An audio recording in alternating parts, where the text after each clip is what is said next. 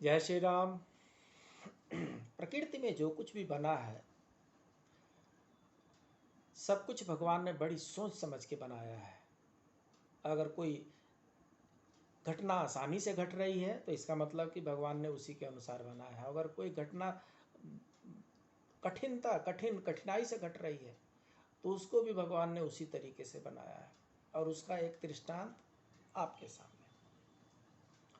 होता यह है कि एक सज्जन व्यक्ति होते हैं, प्रतिदिन सुबह में एक बगीचे में टहलने के लिए जाया करते हैं। जब वो बगीचे में टहलने के लिए जाते हैं तो अगल बगल में जितने भी पेड़ पौधे होते हैं उनको निहारते हुए जाते हैं। एक दिन की बात है, एक पेड़ की टहनी में उन्होंने ध्यान से देखा कि एक तितली का कोकून, छत्ता बोलते हैं, तो एक तितली का छत्ता लगा हुआ है। बहुत अच्छा उनको लगा। अब वे प्रतिदिन जब सुबह में वहाँ पर टहलने के लिए जाते थे तो बड़ी उत्सुकता से वो निहार करके देखते थे कि उसका जो तितली का जो छत्ता है उसका क्या पोजीशन है।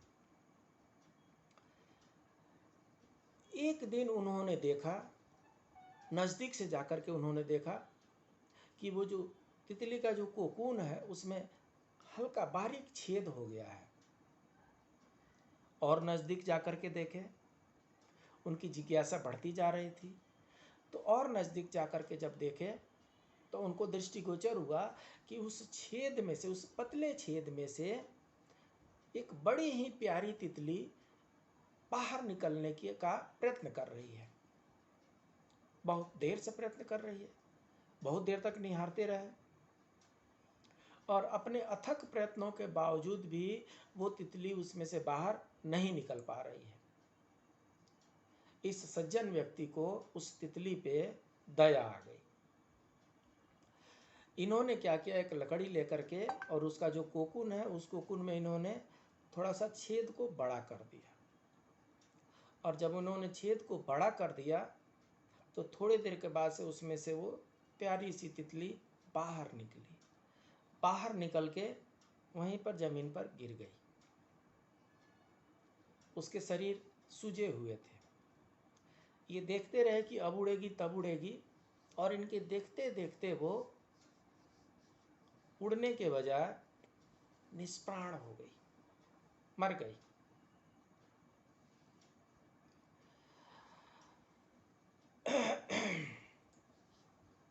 उसके जो शरीर थे वो सूजे हुए थे और जो पंख थे वो सूखे हुए थे, तो उससे उड़ा नहीं जा रहा था और वो कुछ ही देर में ढेर हो गई। दरअसल होता यह है कि भगवान ने ही तितली के कोकून को कुछ इस तरीके से बनाया है और कोकून से बाहर निकलने की प्रक्रिया को कुछ इतनी कठिन बनाया है जिससे कि संघर्ष करने के दौरान, जब वो तितली, छोटी सी तितली के जो बच्चे होते हैं वो कोकून से बाहर निकलने के लिए वो संघर्षरत रहते हैं, और संघर्ष करने के दौरान तितली के शरीर पर जो मौजूद जो तरल होते हैं, लिक्विड होते हैं, वे पंखों तक पहुंच जाते हैं और पंख मुलायम हो जाते हैं और मजबूत हो जाते हैं। और पंख जब मजबूत हो जाते हैं तो वो उड़ने लायक हो सक जाती है। और तब समय के अनुसार वो छेद मोटा होता जाता, चौड़ा होता जाता है। तितली उसमें से मजबूत तितली बाहर निकलती है और वो आसमान में उड़ान भरने लगती है।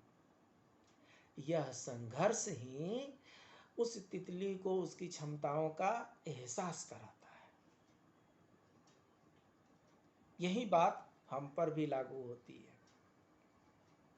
मुश्किलें, समस्याएं, तकलीफें, कठिनाइयाँ हमें कमज़ोर करने के लिए नहीं आती, बल्कि हमें हमारे क्षमताओं का एहसास कराने के लिए आती हैं और हमारे क्षमताओं को बढ़ा करके उसको बेहतर बनाने के लिए आती हैं, अपने आप को मजबूत बनाने के लिए आती हैं।